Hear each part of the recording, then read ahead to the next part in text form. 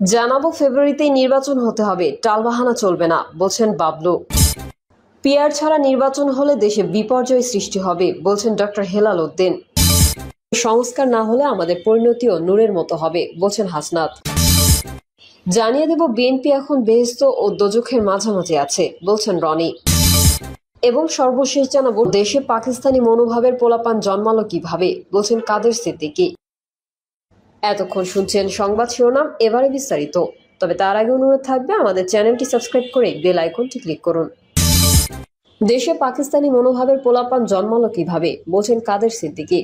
বাংলাদেশে এই পোলারা জন্মালো কিভাবে, যাদের পাকিস্তানি মনোভাব বলে মন্তব্য করেছেন কৃষক শ্রমিক জনতা লীগের সভাপতি ও কাদেরিয়া বাহিনীর প্রধান বঙ্গবীর কাদের সিদ্দিকী বীরুত্তম। কাদের সিদ্দিকী বলেন, ডক্টর ইউনূস, আপনি যদি মুক্তিযোদ্ধাদের পক্ষে থাকেন তাহলে লতিফ সিদ্দিকীকে যখন বলা হয়েছে লতিফ সিদ্দিকীর দুই গালে জুতা মারো তালে তালে, তখন আমি ধরে নেব ডক্টর ইউনূস আপনার দুই গালেও জুতা মারো তালে তালে বলা হয়েছে। আপনি যদি রাজাকার হয়ে থাকেন, আলবদর হয়ে থাকেন ও শান্তি কমিটির হয়ে থাকেন তাহলে মারা হয়নি, কিন্তু মুক্তিযুদ্ধের ও স্বাধীনতার পক্ষে যদি থাকেন তাহলে আপনার গালেও জুতা মারা হয়েছে। আমি এর বিচার চাই। তিনি বলেন, সম্মান কিন্তু কুড়িয়ে পাওয়া যায় না, কুড়িয়ে নেওয়া যায় না। সম্মান না করলে না করবেন। মুক্তিযুদ্ধ করে যদি দেশ বিসর্জন দিতে হয়, পাকিস্তানি হয়, পাকিস্তানের কাছে অত্যাচারিত হওয়া আমার কাছে কিছুই না। কিন্তু বাংলাদেশে এই পোলারা জন্মালো কিভাবে, যাদের পাকিস্তানি মনোভাব কিভাবে জন্মালো, এটা আমাদের বুঝতে হবে না, দেখতে হবে না। সেনাপ্রধানকে উদ্দেশ্য করে কৃষক শ্রমিক জনতা লীগের প্রতিষ্ঠাতা সভাপতি বলেন, আমি এই পর্যন্ত ওয়াকার সাহেবকে ভালোভাবে চিনি না। এখন যিনি সেনাপ্রধান আমি তাকে নিয়ে কথাও বলি না। 1975 সালে আমি যখন বঙ্গবন্ধুর হত্যার প্রতিবাদ করেছিলাম, তাদের এলাকায় আমি অনেক ঘুরেছি। আমি লোকটাকে ভালো মানুষই মনে করি। তা যদি হয়, সেনাবাহিনী আমাদের গৌরব। পৃথিবীর বহু দেশে দেশ হওয়ার পর সেনাবাহিনী হয়েছে, আর আমাদের দেশে সেনাবাহিনী আগে হয়েছে। সেনাবাহিনী ত্যাগ তিতিক্ষা রক্ত ঢেলে দেশ বানিয়েছে। আমাদের সেনাবাহিনী কিন্তু অনেক গর্বিত সেনাবাহিনী। তিনি বলেন, হাসিনা হটাও আন্দোলনে সেনাবাহিনী যে ভূমিকা রেখেছে, জনগণের সামনাসামনি না দাঁড়িয়ে, সেটা সেনাবাহিনীর জন্য হাজার বছরের প্রশংসার একটা কাজ হয়েছে। কিন্তু সেই সেনাবাহিনীকে নিয়ে কেউ বলছে ক্যান্টনমেন্ট উড়িয়ে দেবে, তাহলে তাদের কিছু দেখতে হবে না। ক্যান্টনমেন্ট উড়িয়ে দিলে আর কি থাকে? সেনাপ্রধান, আপনি এটা দেখেন। সেনাবাহিনী প্রধান, আপনাকে একটা কথা এজন্য বলছি, আপনার কথা আমি নিজ কানে শুনেছিলাম, টিভিতে দেখেছিলাম।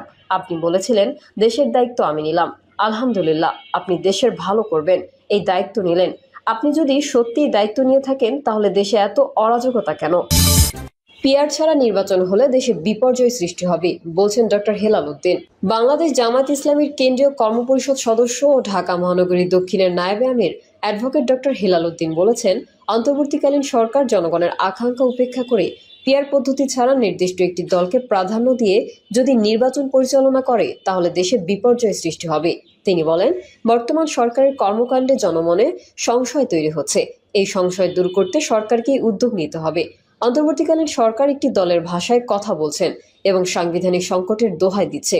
এখন জুলাই যোদ্ধাদের খাটো করে কথা বলা হচ্ছে, তাদের ওপর প্রশাসন কর্তৃক হামলা করা হচ্ছে, যে কারণে মানুষ আজ বিরক্ত হয়ে গেছে সরকারের ওপর। হেলাল উদ্দিন বলেন, মনে রাখবেন, যারা অন্তর্বর্তীকালীন সরকারকে সাংবিধানিক সংকটে ভয় দেখাচ্ছে, তারা ক্ষমতায় গেলে ডক্টর ইউনূসের নেতৃত্বাধীন অন্তর্বর্তীকালীন সরকারকে অসাংবিধানিক সরকার হিসেবে অবৈধ ঘোষণা করবে। এর ফলে অন্তর্বর্তীকালীন সরকার কর্তৃক যাবতীয় সংস্কার প্রস্তাব অনায়াসেই বাতিল হয়ে যাবে। তখন জুলাই চেতনার অস্তিত্ব খুঁজে পাওয়া যাবে না। এই সুযোগে ক্ষমতাসীনরা নতুন রূপে ফ্যাসিবাদী ব্যবস্থা কায়েম করবে। তাই অন্তর্বর্তীকালীন সরকারের সাংবিধানিক বৈধতার প্রয়োজনে এবং নতুন বাংলাদেশ গড়তে জুলাই সনদের আইনি ভিত্তি দিতে হবে।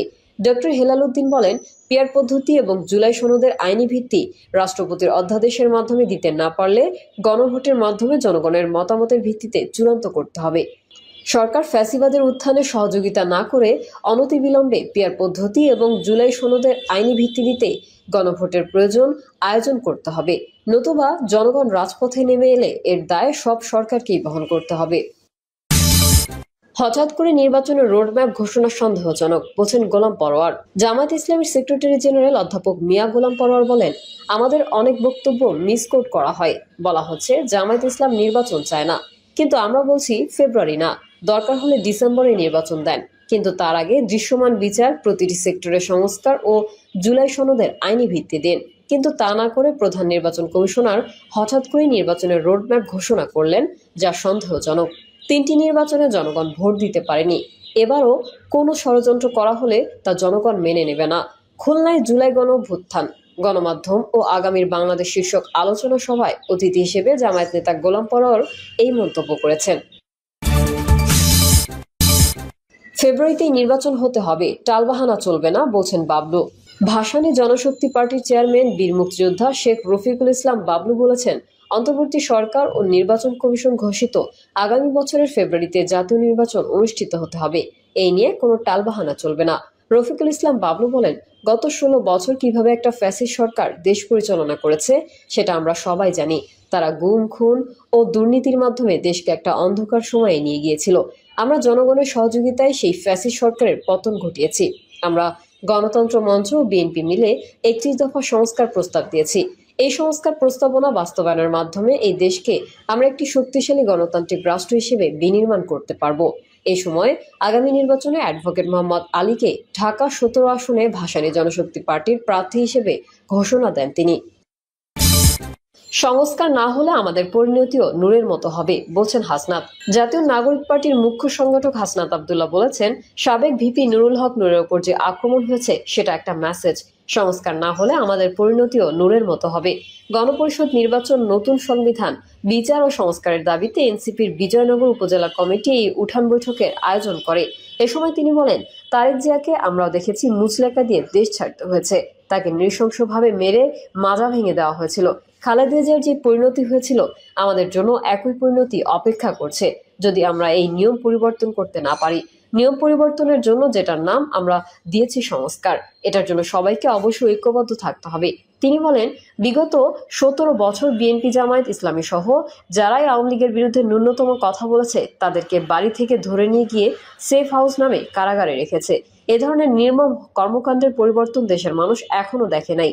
এই অবস্থায় কোনো বিশ্বাস ও ভরসায় দানবীয় ব্যবস্থার কাছে সবকিছু ছেড়ে দেওয়া হবে। তিনি এই সময় জামায়াত ইসলামীকে সবচেয়ে ভুক্তভোগী উল্লেখ করে বলেন, 1971 পর পূর্ববর্তী সময়ের জন্য জামায়াত ইসলামের অবস্থান স্পষ্ট করতে হবে। একই সঙ্গে তাদের বিরুদ্ধে যে জুলুম হয়েছে তারও জবাবদিহিতা করতে হবে। তাই তাদেরকে বলতে চাই, ঐক্যবদ্ধ না হলে আবারও আগের অস্ত্র দিয়ে তাদের দমন পীড়নের শিকার হতে হবে। তিনি বলেন, 24 পরবর্তী সময়ে আমরা আর কোনো সহিংসতার দিকে ফিরে যেতে চাই না, কারণ সহিংসতা হচ্ছে গণতন্ত্রের শত্রু। তাই আওয়ামী তরিকার রাজনীতি বাদ দিয়ে গণতান্ত্রিক রাজনৈতিক দলগুলোকে ঐক্যবদ্ধ থেকে সৌহার্দ্যপূর্ণভাবে গণতন্ত্রকে প্রতিষ্ঠিত করতে হবে। হাসনাত আব্দুল্লাহ বলেন, আমাদেরকে এখন বলা হয় নির্বাচন বিরোধী। বিএনপি নির্বাচনের জন্য কথা বলছে, আমরা নির্বাচন সহ আরো 2টি বিষয়ের জন্য কথা বলছি। আমরা বলছি আমাদের নির্বাচনও লাগবে, আবার বিচার ও সংস্কারও লাগবে। এই যে পুলিশ আমাদেরকে বিনা বিচারে বিনা মামলায় ঘর থেকে তুলে নিয়ে যাবে না, এটার ফয়সালা কি হয়েছে? নেওয়ার পরে যে আমাদের পরিবারকে অবগত করবে, এটার ফয়সালা কি হয়েছে? হয়নি তো। আমরা দেখি একজন মাইক দিয়ে বলে, যদি ধানের শীষ না থাকে প্রয়োজনে আমরা নিজেরাই ব্যালট পেপার ছাপাবো। আমি বলছি না এটা একটা রাজনৈতিক দলের অবস্থান।